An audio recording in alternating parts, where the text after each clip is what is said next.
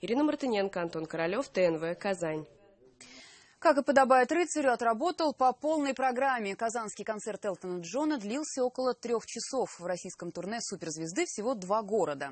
За день до Казани в Москве легендарный певец со сцены призвал российские власти отказаться от дискриминации. А в столице Татарстана благодарил публику и 5 раз возвращался к роялю, чтобы спеть на бис.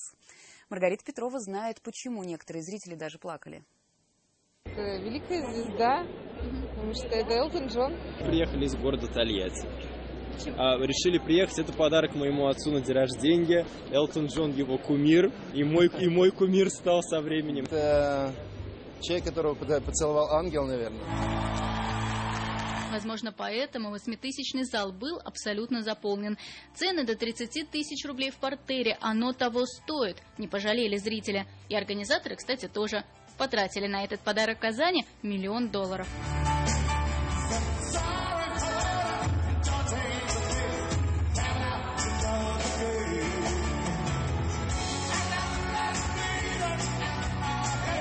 Лауреат 5 премий Грэмми на сцене он более полувека. Чтобы настроиться на концерт, этому профи хватило нескольких часов. В Казань он прилетел около 5 вечера, а чуть раньше на площадку был доставлен и личный рояль британского сэра. Сидел исполнитель, кстати, не только за ним, ближе к финалу вечера и на нем.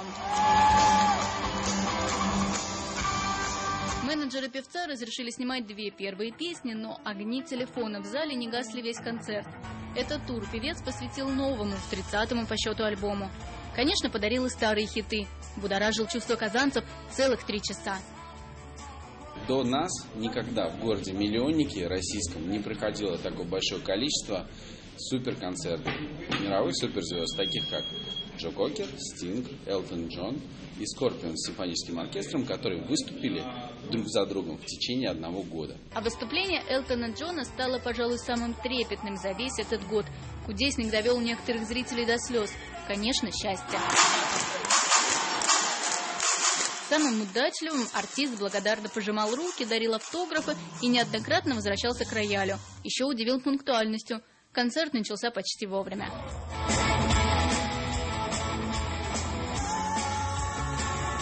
Маргарита Петрова, Ильшат Мухаметов, ТНВ, Казань.